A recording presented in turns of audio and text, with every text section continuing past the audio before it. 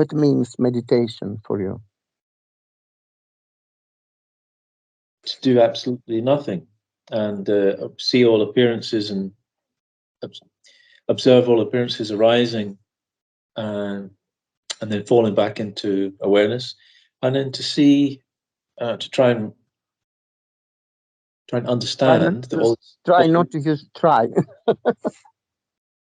Yeah, all these appearances are arising in and out of consciousness, and then to find the source of these appearances and rest in that source without doing anything. Basically, something like that, isn't it? Exactly. Just to be more concerned about the substratum where the appearances arise and fall than the appearances themselves. Mm-hmm. It's like you want to focus more in the sky than in the clouds. Yeah. So you see this, of course, you notice the clouds are passing by, but you are more interested to focus on the sky. So if the sky is the symbol of awareness, the substratum, then you focus more on that rather than the clouds, which are the apparitions in the mind, the projections of the thinking process. Yeah. And when you do that, then all these apparitions, they're self-liberating. You don't need to force or to do any mental constructions or to stop them or to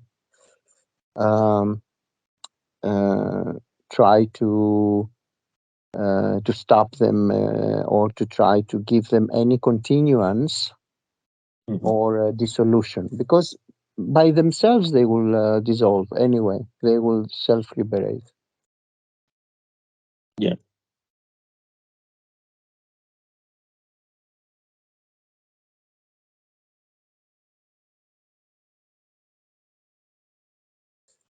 I tried that a little bit when I'm outside as well. It's quite difficult to ignore or to relate to this kind of unfathomable, mysterious awareness. That's I was going to ask you because it comes up a lot when I'm doing this outside. How exactly to think about dreams? Obviously, in Buddhism and in Advaita, we think about the dream analogy all the time, but how exactly to incorporate it into practically when you're walking around? Like if I go out tonight after we're talking, and I want to understand that this whole world that I'm walking around in, including myself, is a manifestation of consciousness, just like a dream. Exactly how do what do I do exactly? The method is to see through the awareness that whatever appears and disappears are just apparitions or modulations of the same awareness. And how you can do that? By focusing on that which is observing rather than in the observed. Mm-hmm. So, for example, now there is an apparent dialogue between two so-called beings, Satchitananda and Acharya. But that which is observing now, this apparent dialogue, can you locate it?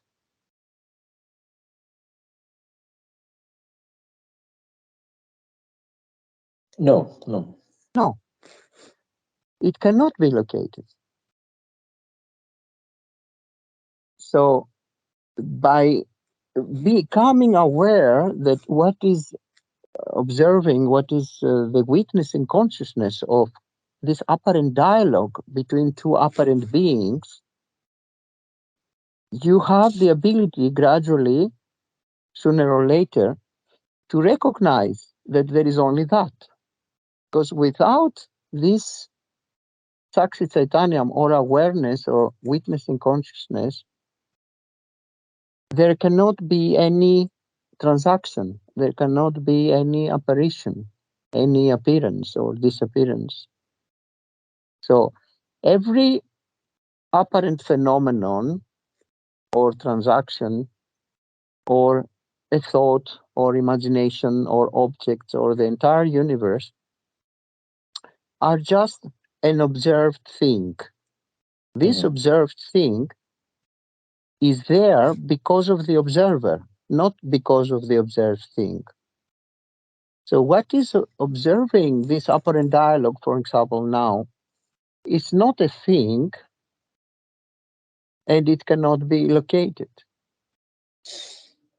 The same with a dream in the night. Whatever appears and disappears has been observed by the observer. But there is only the observer. The observed, whatever may be in the dream, are only modulations of the observer.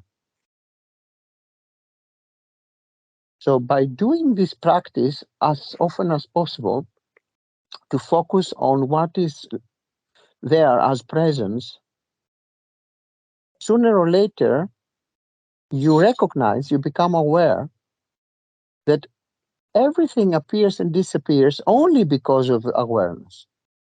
And everything appears and disappears as modulations of the same awareness. It's like the example with the signal and the television. The signal is modulating as the person who says the news or a forest or a movie or whatever. The same signal. The same awareness modulates itself as whatever is observed. So all the rest is only a dream, only visualization or projection from awareness, in awareness, by awareness. There is no anything else at all. So that is the greatest secret, that there is only awareness. All the rest are only modulations of the same awareness.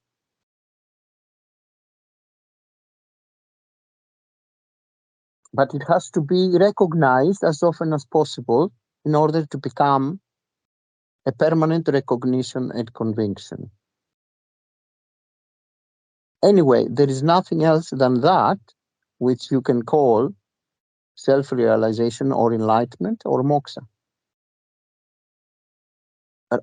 Except then to become aware that there is only awareness, and whatever appears and disappears is only because of awareness, and the substance is only awareness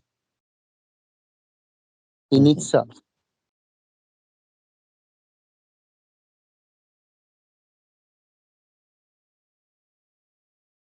So like in a dream, all the dream objects are just manifestations of awareness that are observed by awareness. Exactly. Nothing else is there except awareness.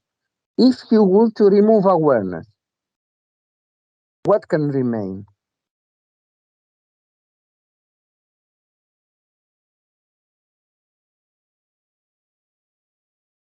Is it possible to remain something without awareness, without presence? No, I remember one time I had a dream and I can't remember. Well, I can't remember if I was aware that I was dreaming or not. It doesn't really matter. But I was aware as the dream finished that awareness was dissolving, and Exactly. and that as awareness dissolved, I think I was looking at a door or something unremarkable. But as the dream dissolved, I became aware that the awareness was dissolving, and I saw the door, the appearance of the door start to dissolve simultaneously with the dissolution of awareness. But I was aware of that happening. Exactly, because there is no other way for something to appear and disappear if there is no awareness there. So there is no any possibility for anything to appear or disappear without awareness. Because if you say no matter if I'm aware of an appearance, the appearance can be there anyway. The next question will be, and what will be that is aware of that appearance? Again, there has to be an awareness to be aware of that appearance.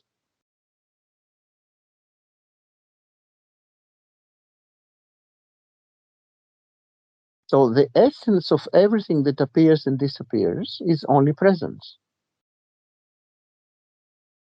How could possibly be otherwise? Presence is a prerequisite for anything to appear and disappear, correct?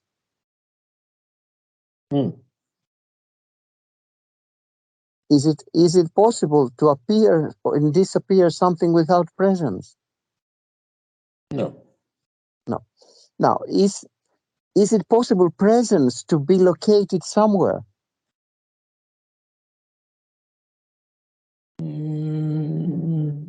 No, not at a particular point, no. No, it cannot. It cannot be possible. Because, first of all, presence is not an object, it's not a thing. It's not something that you can locate it or you can envelop it in a body-mind complex, for example. You can say, I put the eyes, for example, the eyeballs are located in the body. You can say so because the eyeballs are an object, are something that you can put it somewhere. But presence is not something that you can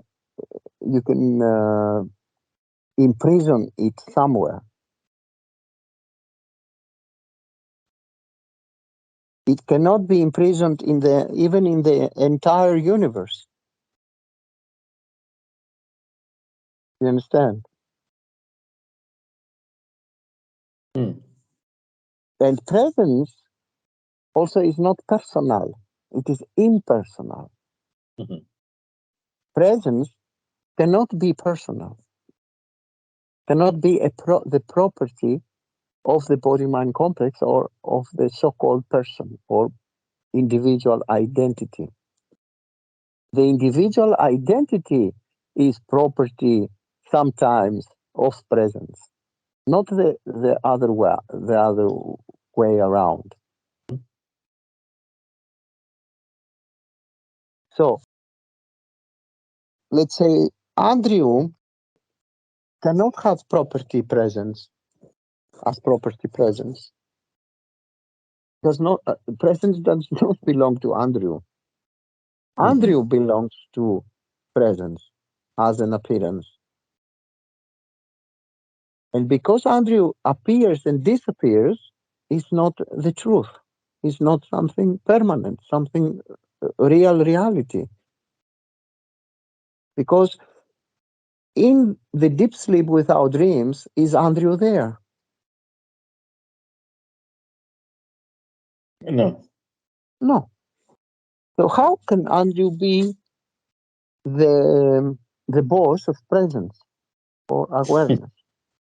Andrew, anyway, every single night disappears in the deep sleep without dreams. So how Andrew can have as property awareness or presence? It is the other way around. Yeah.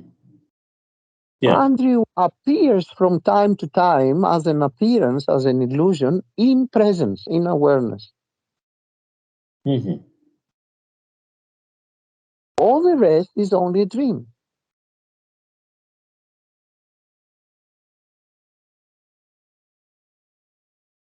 And that's why there is no problem if Andrew has any kind of problems. Presence or awareness does not care at all.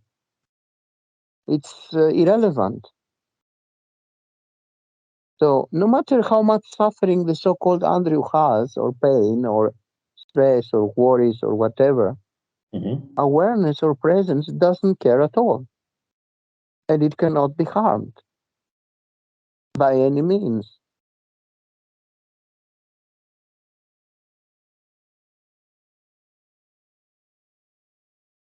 So awareness or presence may see Andrew, somebody is cutting in pieces the body of Andrew with a knife. And awareness will say, oh, Andrew is cut it in pieces with a knife. Mm. How interesting. But awareness or presence will not be harmed. Andrew will be, though. Andrew, yes, but Andrew is only a protagonist in a movie, in a dream. Yeah, Does well, not have inherent reality or existential substance.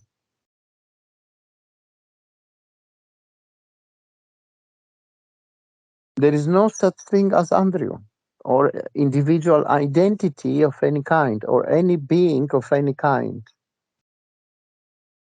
All that we call sentient beings or universe or whatever are only just like the waves in the ocean. There is no such thing as a wave. There is only water. Now, the wave is only a name and form, namarupa, only a concept, only a labeling, which does not have any existential or any substance of any kind.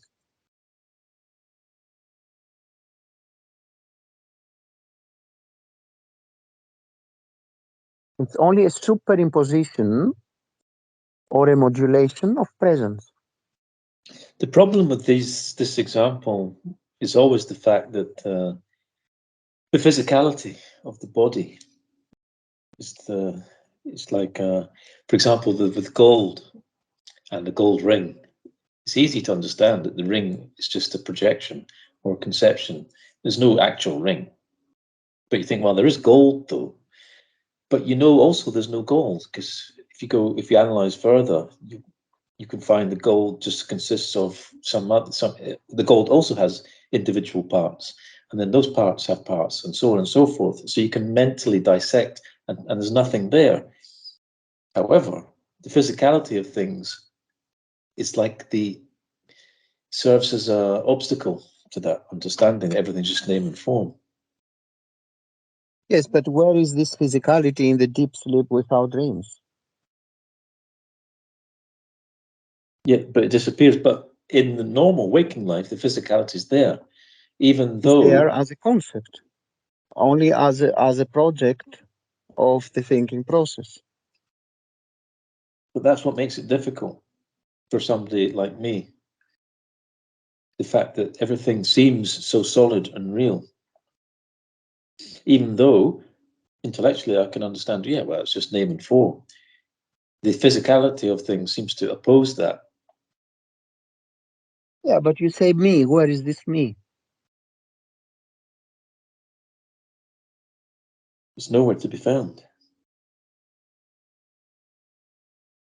So the one who does not exist, and there is just a superimposition or a namarupa, the me, Andrew, the I thought, ahamkara, says, mamakara, this body-mind complex is mine. Both of them do not exist.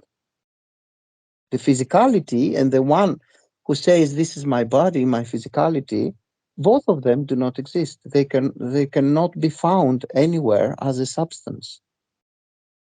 Even from the point of view of quantum physics, there is no such thing as physicality. There is no matter as such. Yes, but it's still difficult to realize this experientially, not intellectually. Intellectually, it's easy to realize, relatively.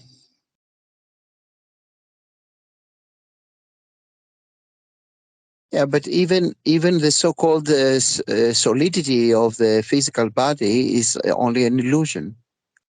There is no any solidity, even from the standpoint of quantum physics.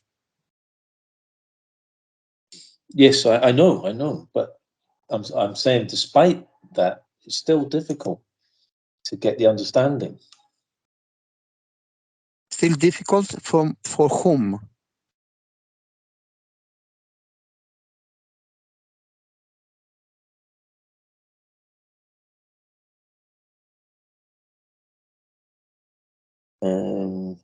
Me. Where is this me? Right here, right now. Are you sure? Not at all. There is only an appearance of a body which is made of energy or information. And the one who says, this is my body, cannot be found anywhere. No matter how you try, even if you try for trillions of years, the one you call me cannot be found by any means. Yes, I've had glimpses of this. It's only a concept, only a superposition, a label, nama rupa, name and form. Yes, because you Like can ask yes. You can ask yourself in meditation or out of meditation, you can ask yourself, okay, so what is there? You say, okay, there's a body, but that's not me because I think my body. Clearly, the possessor of the body is clearly different. Same about my thoughts. I can say, okay, there's a thought, but it's not me. It's my thought, and the my is clearly a different entity than the thoughts. And then even you can think the awareness itself is who's aware. I am aware. And so then you've got what else exists apart from the body, the thoughts, and awareness? There's nothing else. And yet, despite that there's nothing else other than those three things, still the ego, Andrew, appears, and I'm fooled by it. Even though in meditation I can label all the things that exist and none of them are me, none of them are the owner. It's such a strong instinct, this I. The I do appears also as an illusion, the small I. The I thought, which means I am this body-mind complex, is Yes, also an appearance it's somewhere. just And this it's just somewhere is only awareness. but it appears, but you can see the appearance of it, but it's just a thought. Exactly. Like a name and form, like the wave in the ocean. The Yeah, I should substance of the wave is not waveness. The substance of the wave is water. Just like the substance of the golden ring is not ringness, it is gold. The same, like everything that appears and disappears is only presence, only awareness. Now, yes, whatever appears in awareness, you can call it something, you can superimpose a name and form, but that doesn't mean that it is really there as an independent object or entity with substantial existentiality. yes, that's the point I'm trying to make as well, because yes, the I does appear, but it's just in the category of thoughts. It's not.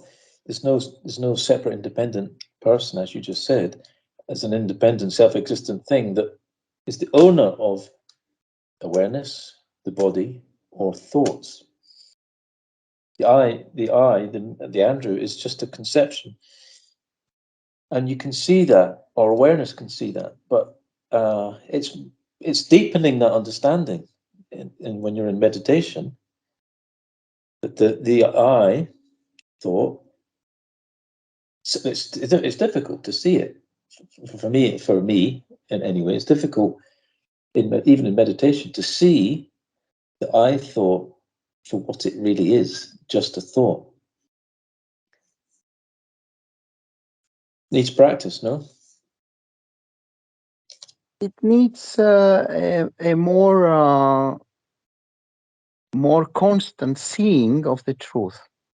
The seeing that sometimes appears as wisdom, that no, I'm not this I, apparent I, small I called Andrew, but I am that which is accommodating, unveiling or illumining this I, this apparent I, small I.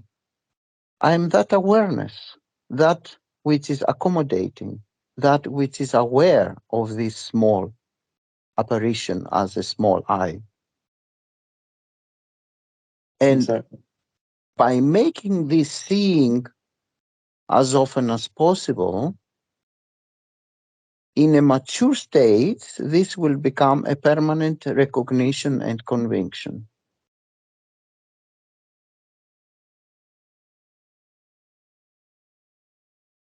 It needs this seeing to be permanent, not coming and going.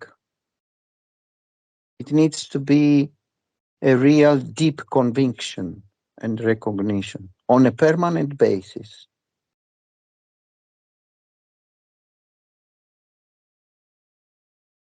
And that, for that to happen, needs 24/7 to see the truth, not only in the meditation session, but also pre-meditation and post-meditation sessions. But it's not enough to observe the concept I and realize it's just a concept. Is it also important to understand, to focus, as you said before, on the witnessing consciousness that is making that observation? Is it, do both happen simultaneously? You simultaneously understand, oh, this Andrew is just a thought, and simultaneously you realize that it's the witnessing consciousness that is observing this mere thought. Yes, this step further, it needs the recognition of the illumining factor or the accommodating factor, which is presence itself or awareness itself. So it's not enough to recognize. It's not enough to recognize the small I appearing and disappearing, the illusory I.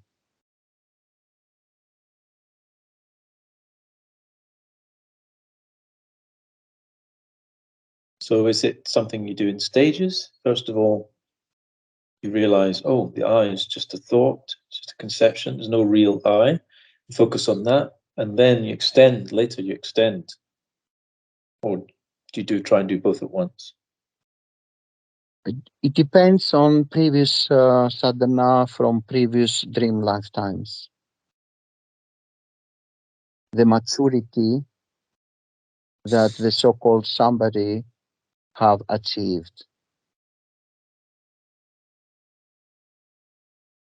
From an apparent somebody, this can be simultaneously, and from another apparent somebody, maybe needed 100 million times, million dream lifetimes.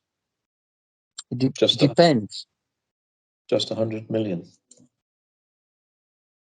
Yeah, it depends on the previous sadhana and recognition of the truth, of the real nature,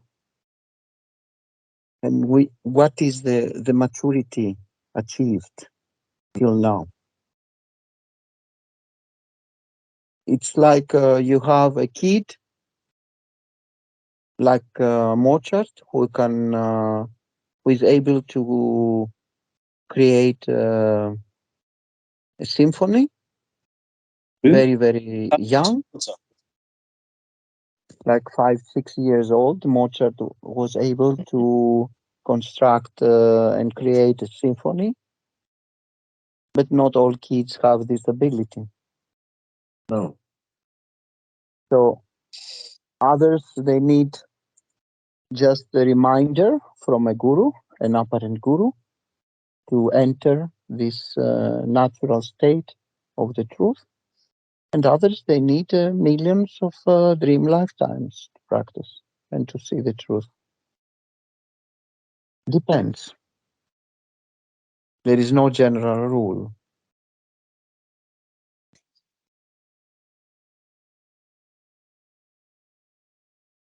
Also, it depends on which kind of spiritual paths and practices and sadhana somebody has followed before. Of course, before and after, all these are just expressions on this dream level, because in reality there is only the eternal here and now. But because we speak from the standpoint of the apparent somebody, the illusory somebody, unfortunately we need to use such expressions as before and after. But from the standpoint of the illusory somebody, there is before and after. From the standpoint of the absolute truth, there is only the eternal here and now. Anyway, from the point or the view, the standpoint of awareness itself, awareness don't need any effort to do. Awareness don't need any sadhana to do.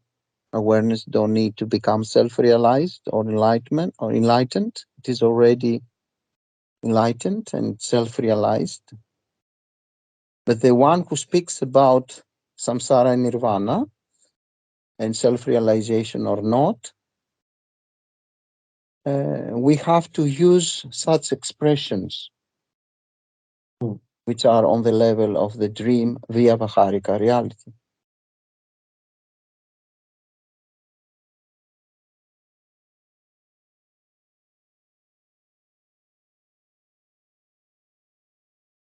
So I'll probably, after we finish talking, I'm going to go out for a walk. How to incorporate all this understanding into my walk. You ask, something is observing this body-mind complex called Andrew walking. How can I locate this witnessing consciousness or awareness or presence? Is it possible to locate it somewhere? Is it really the property of this body-mind complex? Let me find out. Where is it, this awareness, this presence? Does it have a beginning point or an ending point? Is it really somewhere or nowhere? Or such expressions do not have any meaning? And since it does not come as a property of the body-mind complex, this presence is encompassing everything that appears and disappears. And when everything appears and disappears, it still remains unchanging. The body-mind complex is working. Andrew appears as a thought, as I thought, and disappears. But this presence, this awareness, is always unchanging. Always the same presence, always the same witnessing consciousness, always the same awareness. No any change. No matter what appears in the body-mind complex called Andrew, the awareness itself or presence itself cannot be harmed, cannot be affected by any means. It is a constant knowing principle. It is a constant illumining, accommodating principle. And all the rest are only appearing and disappearing except that. So you are aware of this truth as often as possible until a mature stage where there is no need to inquire about presence or awareness itself. It will become itself self-revealing. It is always self-revealing, self-illumining. It has also always self-perfection, but you keep not noticing it due to the veiling of the thinking process. It acts like a curtain, like a veiling. It has to be removed so to see the truth of this accommodating, illumining factor. It has to be seen on a permanent basis. It has to be a permanent recognition and conviction that this awareness only exists. Nothing else exists really, except that.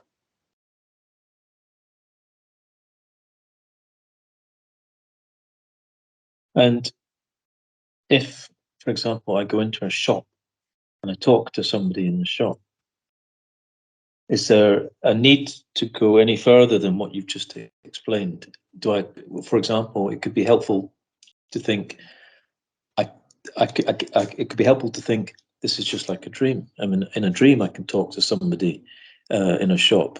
This is just an appearance in consciousness. Is it helpful to think like that in addition to what you previously said, or is that just unnecessary? Only don't say I am in a dream. You can say Andrew is experiencing a dream, because our awareness is not in a dream. Awareness is accommodating the dream of Andrew. Yeah, sure. So you should not say I am in a dream. Andrew, I am accommodating the dream of Andrew, interacting with this person in that shop. But the person, Andrew, and the entire universe where this apparent phenomenon or event takes place or appears and disappears is only a dream. But the screen where this dream appears and disappears is what I am. Always unchanging. Always indifferent with what appears and disappears in this dream.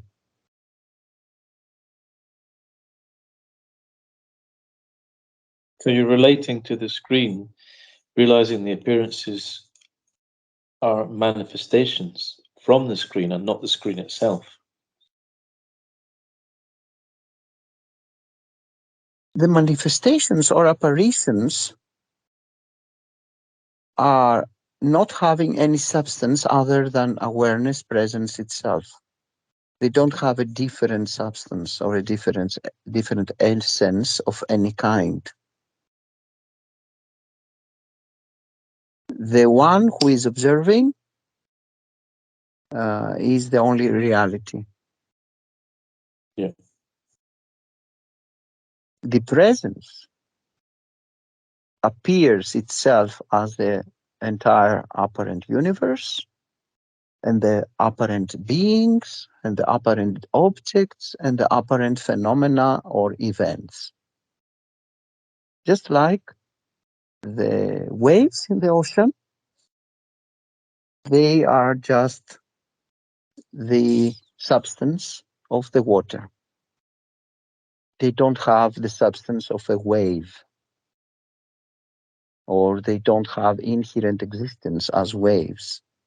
They are just water. It's just like you want to,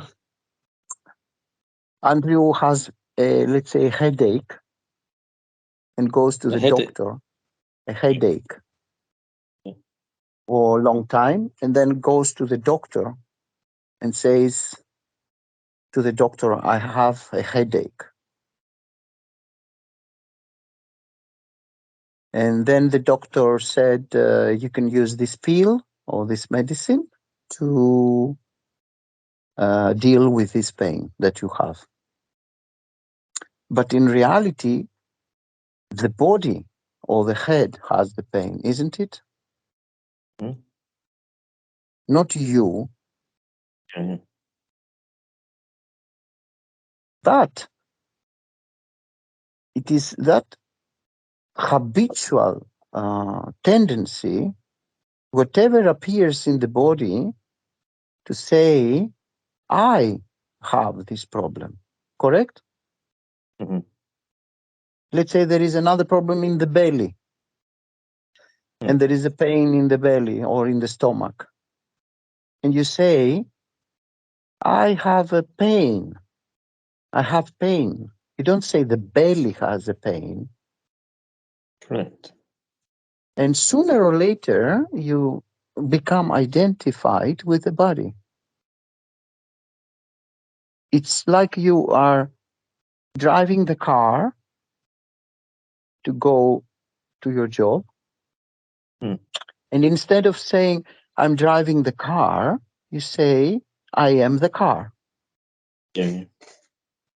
But it is a terrible mistake or error, because you are not the car. The same, you are not the body.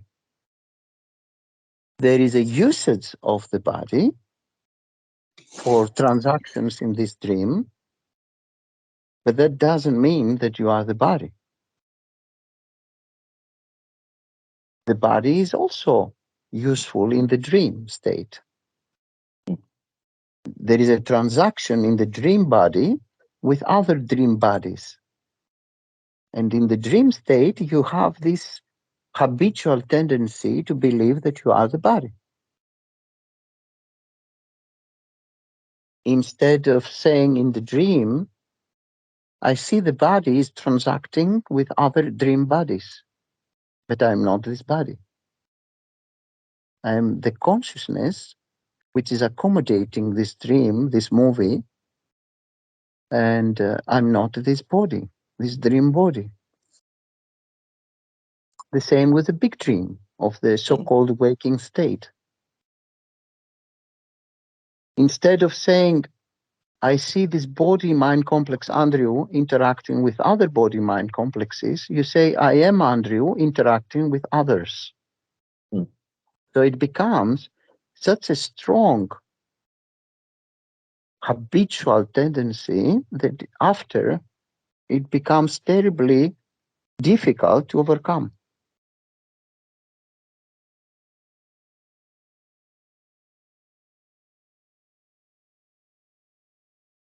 Then there is a need of a dream guru, a dream path, spiritual path, dream scriptures, dream sadhana, dream spiritual tools and paths and methods in order to overcome the dream identification with the body-mind complex, which is only an apparent superposition in consciousness, your own self. Then you say, I need self-realization, enlightenment, or moksha, to go out of samsara and to find nirvana, or enlightenment, or peace. When all these are also part of the dream.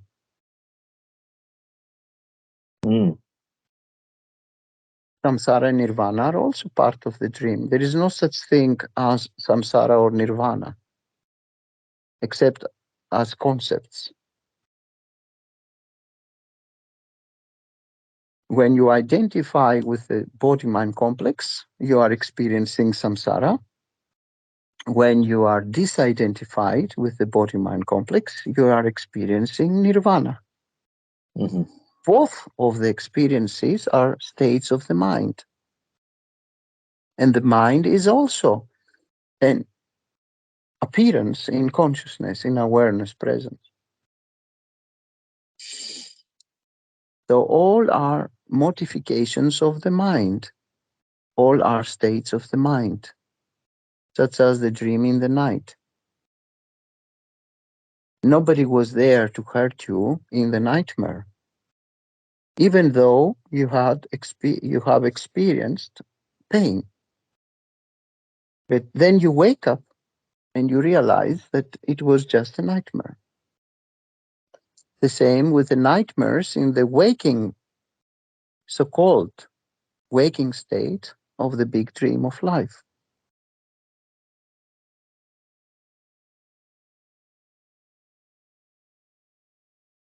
When you are waking up, when you are wake up, you say, oh, it was just a nightmare. Nothing can happen to me, infinite awareness presence. It was just a nightmare. All this about samsara, it was just a nightmare. But now I wake up and I'm not harmed. I cannot be harmed.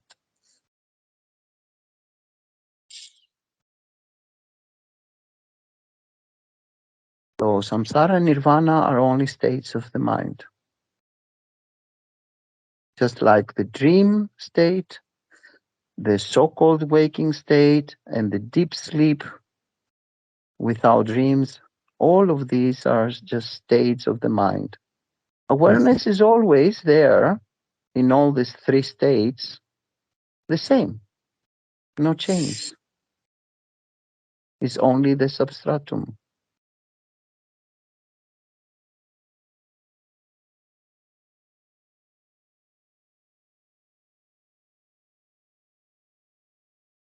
Yeah, so as you said before, it's not correct when I go out for my walk to think I am dreaming. Rather, that all appearances are manifestations of presence, including the I thought, including my body. All phenomena are manifestations of presence, just like all phenomena are manifestations of presence in the dream state. There's no difference from that point of view. And relate to the presence where all of these appearances, including my own body and my own mind, my own I, arise from, to relate to that.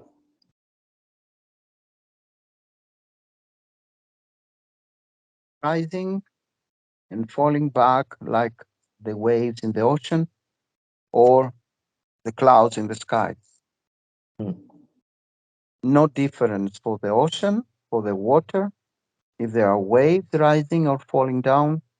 No difference for the sky if there are clouds passing by. Does the sky have any problem? Because there is the appearance of clouds from time to time. I don't think so. No problem. The same with the ocean. No problem, no difference if there are waves or not.